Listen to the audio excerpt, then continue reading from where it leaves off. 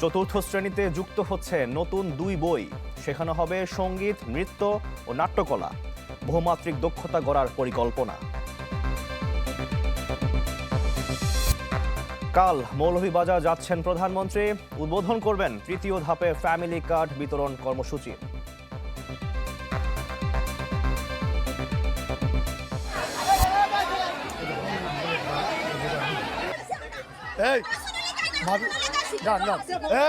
আপনারা ধৈর্য ধরছেন। হবিগঞ্জে 2 গ্রামবাসীর সংঘর্ষে নিহত 1। প্রতিপক্ষের হামলায় ব্রাহ্মণবাড়িয়ায় বিএনপি নেতা খুন।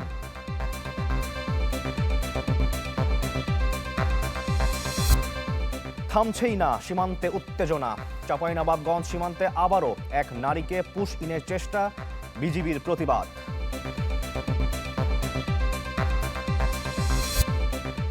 এবং যুদ্ধ বন্ধে ইরান যুক্তরাষ্ট্রের সমঝোতা। শুক্রবার সুইজারল্যান্ডে আনুষ্ঠানিক চুক্তি, খুলছে হরমুজ।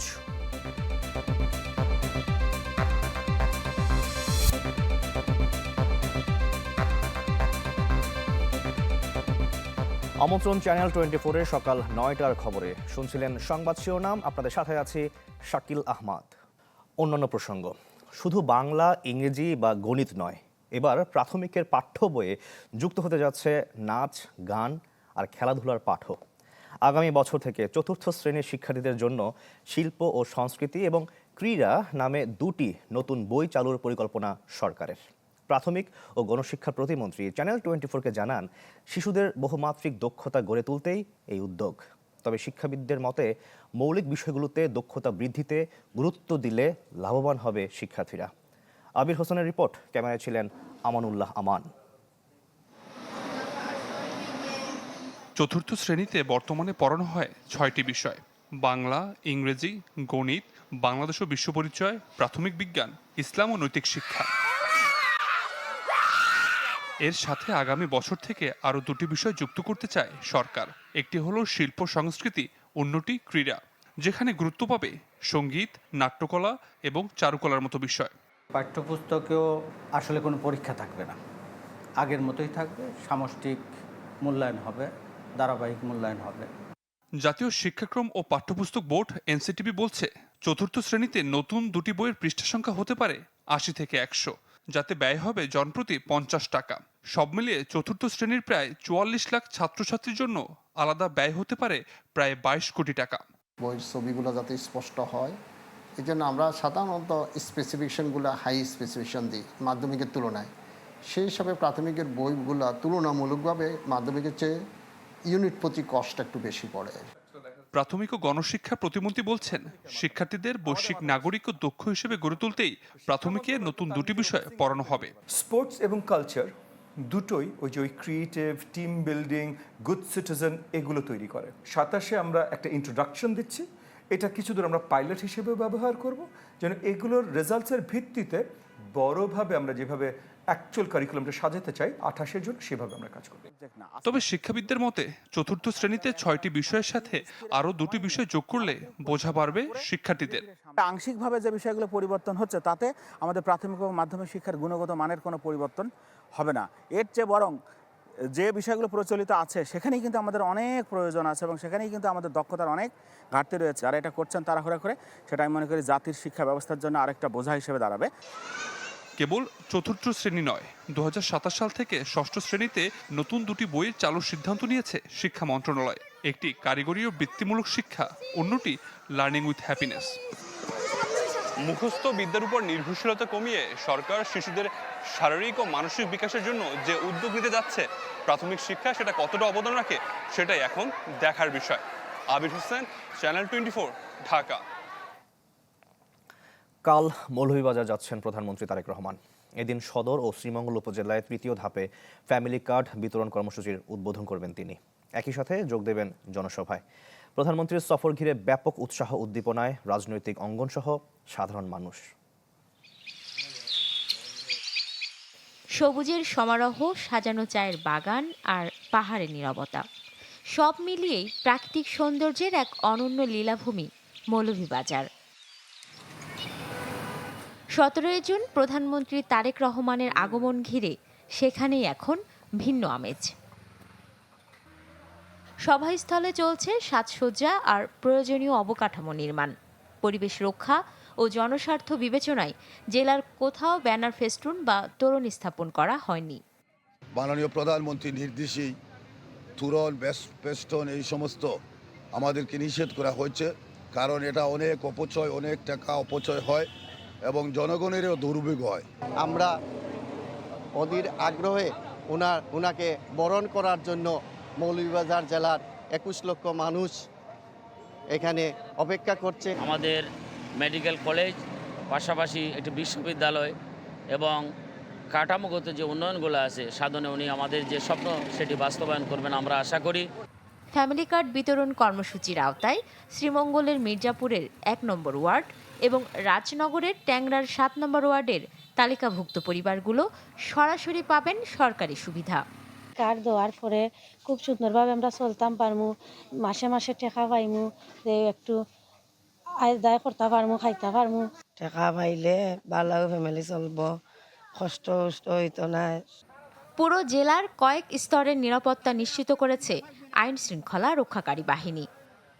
এখানে কিছু অনিয়ন্ত্রিত ট্রাফিক রয়েছে, এইগুলো নিয়ন্ত্রণের জন্য আমরা অভিযান পরিচালনা করতেছি। আশা করি সার্বিক যে এখন পরিস্থিতি এটা যদি চলমান থাকে তাহলে মাননীয় প্রধানমন্ত্রীর আগমন উপলক্ষে কোনো রকম সমস্যার সম্মুখীন হবে। প্রধানমন্ত্রীর এই সফর উপলক্ষে মৌলভীবাজারবাসীর প্রত্যাশা উন্নয়ন আর সম্ভাবনার নতুন বার্তা। Desk report, channel 24। হবিগঞ্জে পূর্ব বিরোধের জেরে 2 গ্রামবাসীর সংঘর্ষে প্রাণ গেল একজনের, আহত হয়েছেন অন্তত 20 জন। পুলিশ জানায় আদিত্যপুর গ্রামের জাহিদ ও আবদা ফৌজদা গ্রামের মোশাহিদের মধ্যে দীর্ঘদিন ধরে বিরোধ চলছিল। এরই জেরে সোমবার দুপুরে সংঘর্ষে জড়ায় দুপক্ষের লোকজন। ইটপাটকেল নিক্ষেপ, ধাওয়া পাল্টা ধাওয়ার ঘটনাও ঘটে। খবর পেয়ে পুলিশ গিয়ে পরিস্থিতি নিয়ন্ত্রণে আনে। সন্ধ্যায় ফের দুদফা সংঘর্ষে জড়ায় তারা। এ সময় গুরুতর আহত শিলু মিয়াকে হাসপাতালে নেওয়া হলেও বাঁচানো যায়নি। এদিকে কুমিল্লায় চর দখল নিয়ে 2 গ্রামবাসী সংঘর্ষে আহত হয়েছেন অন্তত 30 জন। ভাঙচুর ও লুটপাট করা হয় ঘরবাড়ি ও দোকানপাট। এছাড়া মাদারীপুরে আধিপত্য বিস্তার নিয়ে দুপক্ষের সংঘর্ষে আহত হয়েছেন 14 জন।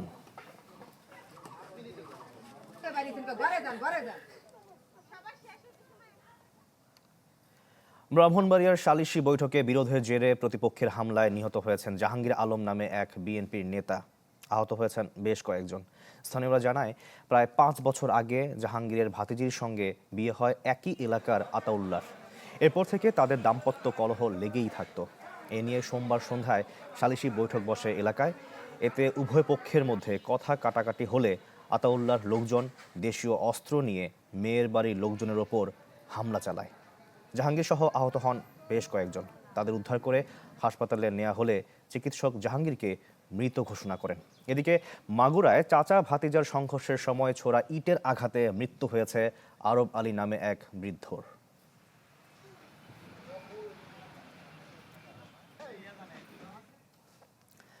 মাদারীপুরে 2 পক্ষের সংঘর্ষে 14 জন আহত হয়েছেন। ভাঙচুর ও লুটপাট করা হয়েছে ঘরবাড়ি। সদর উপজেলার ঝিকরহাটিতে খান বংশ ও মোল্লা বংশের মধ্যে আধিপত্য বিস্তারকে কেন্দ্র করে এই সহিংসতা হয়। প্রত্যক্ষদর্শীরা জানান ভোর 6টার দিকে পরপর কয়েকটি ককটেল বিস্ফোরণে আতঙ্ক ছড়িয়ে পড়ে গোটা এলাকায়। ঘণ্টা 2 পর সংঘর্ষে জড়ায় খান বংশ ও মোল্লা বংশের লোকজন। 2 পক্ষই দেশীয় অস্ত্রশস্ত্র নিয়ে সংঘর্ষে অংশ নেয়। এতে 14 জন আহত হয়েছেন।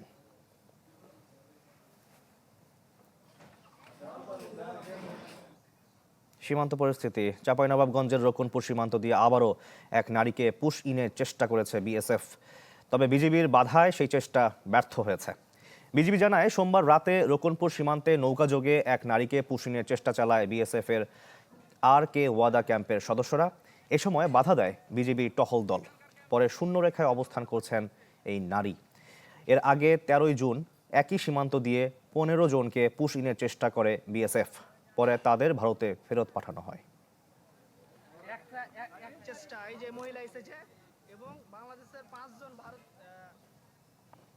দর্শক, আমরা আরো খবর জানবো। চুয়াডাঙ্গা থেকে যোগ দিয়েছেন সহকর্মী রেজাউল করিম লিটন।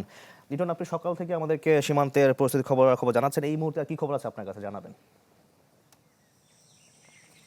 শাকিল, আমিও আছি সীমান্তের শূন্যরেখায় পুশিন এবং ভারতের এই অপতৎপরতার খবর জানাতে, সীমান্ত পরিস্থিতির খবর জানাতে।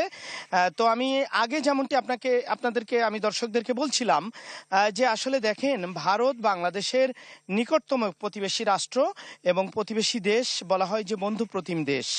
তো ভারতের এই সাম্প্রতিক সময়ের ঘটনায় বাংলাদেশ যেভাবে আক্রান্ত হচ্ছে, তাতে করে ভারত আসলে তাদের যে প্রতিবেশী সুলভ আচরণ সেটি কিন্তু বাংলাদেশের সাথে তারা করছে না।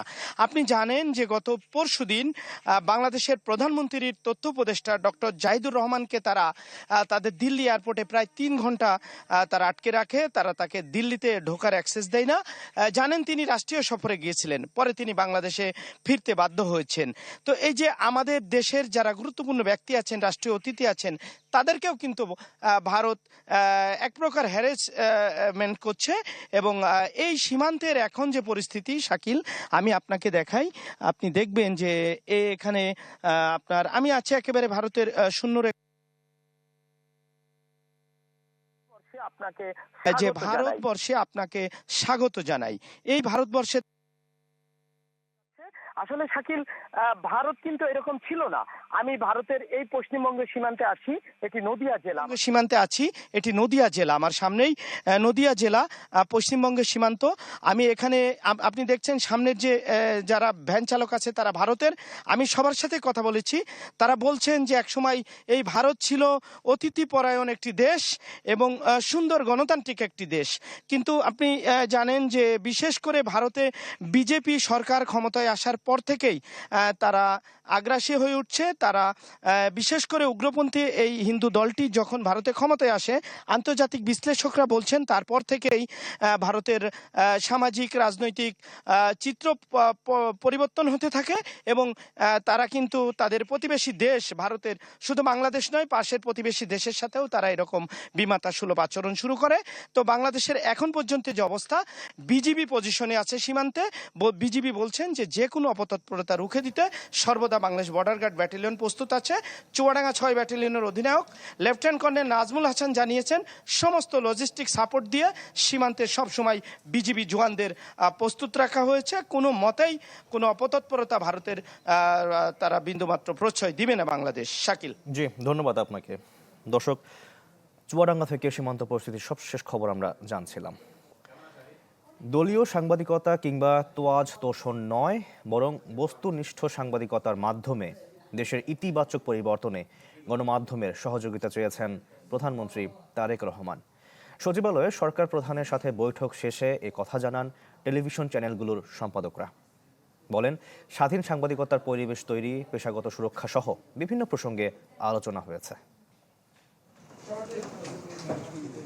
সচিবালয়ে প্রধানমন্ত্রী তারেক রহমানের সাথে বৈঠক করেন টেলিভিশন চ্যানেলগুলোর প্রধানরা। দেশে স্বাধীন সাংবাদিকতার পরিবেশ তৈরি, গণমাধ্যমের সুরক্ষায় নীতি সহায়তা এবং দেশ গঠনে মিডিয়ার ভূমিকা নিয়ে এ সময় আলোচনা হয়। দুপুর 1:30টার দিকে শুরু হয়ে প্রায় 4টা পর্যন্ত চলে বৈঠক। সিনিয়র সাংবাদিকরা জানান, টেলিভিশন সাংবাদিকদের বেতন কাঠামো, পেশাগত বিভিন্ন চ্যালেঞ্জ নিয়ে সরকার প্রধানের সাথে আলোচনা হয়। দলীয় সাংবাদিকতা তোয়াজ তোষণকে নিরুৎসাহিত করেছেন প্রধানমন্ত্রী। আগের মতো দলীয় সাংবাদিকতা আর সাংবাদিকতার নামে সরকারের তোয়াজ তোষণ এগুলো মোটেও প্রয়োজন নেই। যেটা সত্য, সেই সত্যকে যেন আমরা সঠিকভাবে তুলে ধরি, সেটাই তার প্রত্যাশা। ওয়েজ বোর্ড এবং বেতন কাঠামো, টেকনিক্যাল ইস্যু, ডিজিটালাইজেশন, এগুলো নিয়ে কাজ করছে তথ্য মন্ত্রণালয় এবং দ্রুত সমাধান হবে বলে উনি বিশ্বাস করেন। কিছু আইনি সুরক্ষার প্রয়োজন রয়েছে এবং গণমাধ্যম যাতে স্বাধীনভাবে সাংবাদিকতা করতে পারে সে ধরনের একটা ইতিবাচক পরিবেশ রচনার ক্ষেত্রে সরকারের সহযোগিতা কামনা করেছেন। এই বিষয়টি প্রধানমন্ত্রী খুবই মনোযোগ দিয়ে শুনেছেন দীর্ঘ সময় ধরে। প্রধানমন্ত্রীর প্রেস সচিব জানান, নীতি সহায়তার ব্যাপারে সাংবাদিকদের অনুরোধ গুরুত্বের সাথে নিয়েছেন প্রধানমন্ত্রী। সেই সাথে সমাজ ও দেশ গঠনে গণমাধ্যমের ঐতিহাসিক ভূমিকার কথা স্মরণ করিয়ে দিয়েছেন তিনি। দীর্ঘ সময় ধরে উনি খোলামেলা কথা বলেছেন, উনি কথাগুলো শুনেছেন এবং উনি বলেছেন যে আগামী দিনগুলোতেও এভাবে মিডিয়ার সঙ্গে, গণমাধ্যমের সঙ্গে উনি কথা বলবেন, মত বিনিময় করবেন, কথা শুনবেন, কথা বলবেন। প্রেস সচিব বলেন, অংশীজনরা মিলে একটি সুনির্দিষ্ট নীতি কাঠামো তৈরি করলে গণমাধ্যম খাতের বিদ্যমান সমস্যাগুলো নিরসন করা সম্ভব হবে। স্বপ্নিল শাহরিয়ার শিশির, চ্যানেল 24, ঢাকা। হাম প্রসঙ্গ। হাম ও উপসর্গে দেশে আরও 4 জনের মৃত্যু হয়েছে। 24 ঘন্টায় নতুন রোগী শনাক্ত 1036 জন। নিয়মিত বিজ্ঞপ্তিতে এ তথ্য জানায় স্বাস্থ্য অধিদপ্তর। বলা হয় 15 মার্চের পর থেকে এ পর্যন্ত নিশ্চিত হামে 93 জনের মৃত্যু হয়েছে। একই সময়ে সন্দেহজনক হাম রোগে মৃত্যুর সংখ্যা 563। এখন পর্যন্ত নিশ্চিত হাম রোগী 10,387 জন। এছাড়া সন্দেহজনক হাম রোগীর সংখ্যা 86,923। এ পর্যন্ত হাম সন্দেহে হাসপাতালে ভর্তি হয় 71,467 জন। এর মধ্যে ছাড়পত্র পেয়েছেন 67,878 জন রোগী।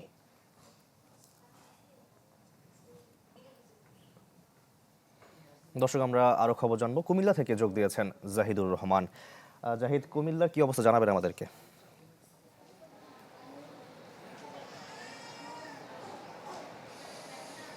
শাকিল, কুমিল্লার যে চিত্র সেটা কিন্তু পর্যায়ক্রমে উন্নতির দিকে রয়েছে এবং সংখ্যাও কিন্তু অনেক কমে আসছে। আমরা এখানে আসার পর আসলে গত মাসখানেক ধরে আমরা যেটা দেখছিলাম চিত্র, যে 70 থেকে 80 জন কিন্তু প্রতিদিনই থাকতো বা কখনো 100-র উপরেও থাকতো এই হাসপাতালে, বিশেষ করে কুমিল্লা মেডিকেল কলেজ হাসপাতালে। সেখানে আমরা কিন্তু আজ দেখতে পাচ্ছি যে 45 জন রোগী এখানে ভর্তি আছে, যারা শিশু এবং তাদের অভিভাবকদের সাথে আমরা কথা বলেছিলাম।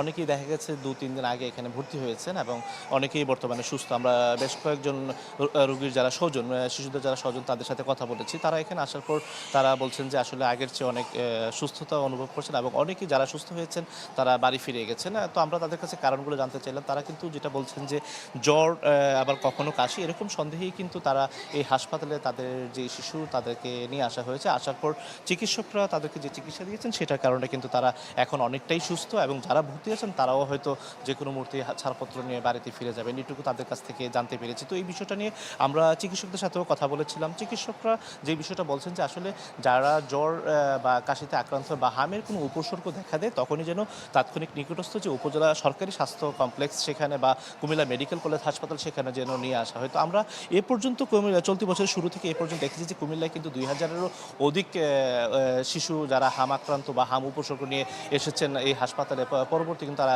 চিকিৎসা নিয়েছেন এবং চিকিৎসা নিয়ে এখান থেকে ফিরে গেছেন। তো আসলে শুরুর দিকে কিন্তু এতটা পথ মসৃণ ছিল না, সেখানে দেখা শিশু বিভাগে খুব কষ্টের মধ্যে, কিন্তু পরবর্তীতে এখানকার যিনি পরিচালক তিনি কিন্তু আলাদা আইসোলেশন ইউনিট করেছেন শিশুদের জন্য, যারা হাম আক্রান্ত রোগী তারা যেন এখানে ভর্তি হয়ে চিকিৎসাটা নিতে পারেন, যে কারণে তাদেরকে আলাদাভাবেই মূলত এখানে চিকিৎসা সেবা প্রদান করা হচ্ছে, যে কারণে তারা আসলে বাড়ি ফিরে যাচ্ছেন। এবং একই বিষয় নিয়ে কিন্তু আমরা সিভিল সার্জনের সাথে কথা বলেছিলাম যে আসলে এখানে যে টিকা দেওয়া হয় হামের আসলে কতজন বাকি আছে, সেই বিষয়টা নিয়ে সিভিল সার্জন আমাদেরকে যে তথ্যটুকু দিয়েছেন, শুরু থেকে কিন্তু কুমিল্লা জেলার যে 17টি উপজেলা, প্রত্যেকটা উপজেলায় কিন্তু হাম আক্রান্ত যারা হয়েছেন বা যাদের হাম নেই তাদেরকে কিন্তু টিকার আওতায় আনা হয়েছে এবং বর্তমানে যারা ঝরে পড়েছে তাদেরকেও টিকার আওতায় আনা হচ্ছে, এই তথ্যটুকু সিভিল সার্জন আমাদেরকে জানিয়েছেন। তো এই ছিল এখান থেকে সর্বশেষ। শাকিল, জি ধন্যবাদ আপনাকে।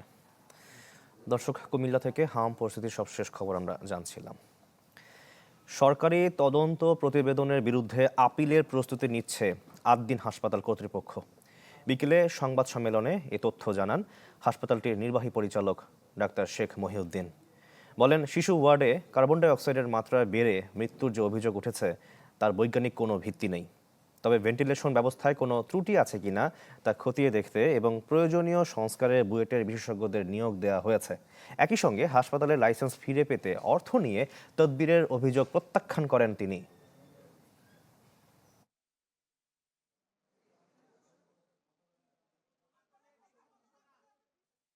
কার্বন ডাইঅক্সাইড বেশি লেভেলে যতখানি একটা বাচ্চা সার্ভাইভ করতে পারবে অ্যাডাল্ট পারবে না। এই জন্য এগুলো ডিফিকাল্ট টু এক্সপ্লেইন। এ হচ্ছে সায়েন্টিফিক কথা। আমরা একটা এক্সপার্ট টিম তৈরি করছি, সেই এক্সপার্ট টিমের মতামতের ভিত্তিতে কিছু যন্ত্রপাতি কিনেছি, কার্বন ডাইঅক্সাইড নিরূপণ যন্ত্র, অক্সিজেন নিরূপণ যন্ত্র। সবাই কেন চট্টগ্রাম বন্দরের এনসিটির ভার নিতে চায়, এমন একটি প্রশ্ন এখন বেশ জোর পাচ্ছে। কারণ আলোচিত এই টার্মিনাল পরিচালনায় আগ্রহী দেশি বিদেশি 3টি প্রতিষ্ঠান। এর মধ্যে কেবল আরব আমিরাতের ডিপি ওয়ার্ল্ডের সাথে দর কষাকষি চলছে। তবে দেশীয় আগ্রহীরা বলছেন যাচাই বাছাই হওয়া উচিত সব প্রস্তাবই। প্রতিযোগিতার মাধ্যমেই মিলবে যোগ্য অপারেটর। ফখরুল ইসলামের রিপোর্ট। চট্টগ্রাম বন্দর, যার সবচেয়ে বড় এবং লাভজনক টার্মিনাল এনসিটি, গত কয়েক বছর ধরে যেটি নানা কারণে আলোচনায়। এনসিটি পরিচালনার দায়িত্ব নিতে অনেকদিন ধরে চেষ্টায় আরব আমিরাতের ডিপি ওয়ার্ল্ড। 15 বছরের জন্য ইজারা চায় প্রতিষ্ঠানটি, চায় বিনিয়োগ করতে। এ নিয়ে চলছে দর কষাকষি। এই ইস্যুতে গরম রাজনীতির মাঠও। ডিপির সাথে আলোচনার মধ্যে গেল 7 জুন এনসিটি পরিচালনার আগ্রহ দেখিয়ে সরকারকে চিঠি দিয়েছে দেশীয় এমজিএইচ গ্রুপের অঙ্গ প্রতিষ্ঠান ট্রান্সমেরিন লজিস্টিক্স। তারও আগে 29 এপ্রিল একই প্রস্তাব দেয় বন্দরের 3 অপারেটরের নতুন জোট Saif, cosmos, Everest port services consortium, যাতে দুটি প্রতিষ্ঠান সরকার দলীয় 2 এমপির। লোকাল কোম্পানি আমরা ক্যাপাবল, লোকাল কোম্পানিকে দিলে সে ট্যাক্স যে 20% ট্যাক্স ভ্যাট হবে সেটা কিন্তু সরকারের ঘরে জমা হবে। আবার বিদেশিকে দিলে এই ট্যাক্স ভ্যাট কিন্তু একটা টাকা আপনি পাবেন না। At the same time Chittagong বন্দর যে আজকে প্রায় 95 থেকে $100 প্রফিট করে, এটাও আপনি পাবেন না। এটা থেকে অন্তত আরও টাকা কমে যাবে। যাদের প্রপোজ আছে প্রত্যেকের সাথে ইন্ডিভিজুয়াল কথা বলা উচিত।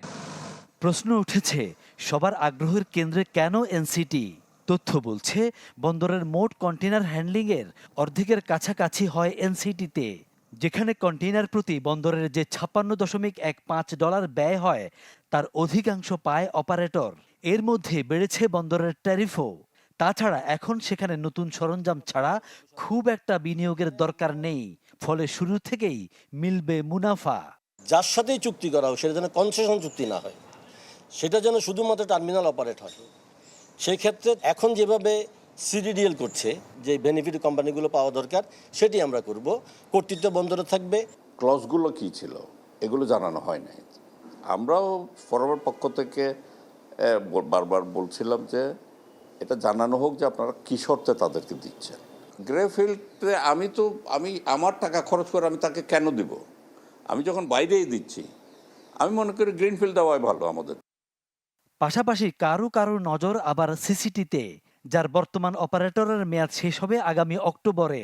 তাই সিসিটির ভার নিতে আগ্রহী পিসিটির অপারেটর সৌদি আরবের রেড সি গেটওয়ে টার্মিনাল, সেখানেও আগ্রহী দেশীয় ট্রান্সমেরিন লজিস্টিক্স। তবে নানাভাবে চেষ্টার পরও এসব বিষয়ে বক্তব্য মেলেনি চট্টগ্রাম বন্দর কর্তৃপক্ষের। ফখরুল ইসলাম, চ্যানেল 24, চট্টগ্রাম। আশ্রয়ণ প্রকল্পের ঘর পেয়ে নতুন জীবনের আশা দেখেছিলেন ভূমিহীন শতাধিক পরিবার, কিন্তু সেই স্বপ্নের ঘরই এখন হুমকির মুখে। নদী খননের মাটিতে কোথাও আংশিকভাবে ঢেকে গেছে, কোথাও আবার ভাঙন ঝুঁকিতে বসতভিটা। জলাবদ্ধতা নিরসন প্রকল্প বাস্তবায়নের মধ্যেই মানবিক সংকটে আশ্রয়ণ প্রকল্পের বাসিন্দারা। সারা জীবন অন্যের জমিতে কৃষিকাজ করে সংসার চালিয়েছেন খুলনার হামিদ শেখ। জীবন সায়াহ্নে এসে সরকারের আশ্রয়ণ প্রকল্পে ঠাঁই মিললেও সেই ঘর ক্ষতিগ্রস্ত হয়েছে নদী খননের মাটিতে। ঘর ফেটে গেছে, আবার আল ফেটে গেছে। আমরা খুব দুদিনের মধ্যে আসি। আরও 48টি পরিবারের বাস এখানে। তাদের একজন তাহমিদা বেগম। সন্তানকে প্রতিবন্ধী স্বামীর কোলে রেখে জমে থাকা মাটি সরাচ্ছেন তিনি। কোথায় থবো মাটি? থরা মাগি জায়গা নেই, কোনে থবো আমরা মাটি? তারপরেও সেই মাটি চাপা দিয়েছে আমাকে ঘরের ভিতরে দিয়ে আমরা কষ্ট করতেছি। ডুমুরিয়ার চুকনগর, কাঁঠালতলা ও খর্নিয়া এলাকার 3টি আশ্রয়ণ প্রকল্পের শতাধিক পরিবার এখন একই সংকটে। নদী খননের মাটি ঠিকভাবে না সরানোয় ক্ষতিগ্রস্ত হয়েছে অনেক ঘর। ফলে শিশু ও বৃদ্ধদের নিয়ে চরম অনিশ্চয়তায় কাটছে দিন। বাথরুমের দরজা সব ভাঙা, কোনো টিউবওয়েল নাই, পানি নাই, কারেন্ট নাই। কারেন্ট খুব কষ্ট, আমরা কষ্টের মধ্যে থাকতেছি। এখন কল মাটির তলে দিছিল, আমরা বললাম কলটা তুলিনি, সে টাইম দিইনি, তেমন সে মাটি ঠেলি দিছে। মা বোনে আমরা খুব কষ্টে আছি, আমরা বাথরুমে যাইতে পারতেছি না, আমাদের ঘর দরজা ভেঙে গেছে। যশোর, খুলনা অঞ্চলের ভবদহের দীর্ঘদিনের জলাবদ্ধতা নিরসনে 5টি নদীর 81.5 কিলোমিটার পুনর্খনন করছে সরকার। প্রায় 14,000 কোটি টাকার এই প্রকল্প বাস্তবায়ন করছে সেনাবাহিনী ও পানি উন্নয়ন বোর্ড। তবে স্থানীয়দের অভিযোগ, পরিকল্পনার ঘাটতির কারণে সবচেয়ে বেশি ক্ষতিগ্রস্ত হচ্ছেন আশ্রয়ণ প্রকল্পের মানুষ। বাড়িঘরের উপরে ওই মাটি ফেলে তাদের বাড়িঘরকে মাটির নিচে তলিয়ে দেওয়া হচ্ছে। এটা আমি মনে করি যারা কাজ করছে এটা একটা উদাসীনতা এবং এক ধরনের অপরাধ। ওখানে অলরেডি মোটামুটি মাটি যেটুকু হয়েছিল রিমুভ করা হয়ে গেছে, এবং যেটুকু একটু মানুষের ক্ষয়ক্ষতি হয়েছিল ওয়াল টল, ওই জিনিসগুলো আমরা সেনাবাহিনীর সাথে সমন্বয় করে আজকে সকাল থেকে রিপেয়ার করে দিচ্ছি। চলতি বছরের জানুয়ারিতে চুকনগরে নদী খননে ক্ষতিগ্রস্ত হয় 80টি পরিবার। আর কাঁঠালতলায় 15টি এবং খর্নিয়ায় আরও 24টি পরিবার আছে ভোগান্তিতে। বেলাল হোসেন সজল, চ্যানেল 24, খুলনা।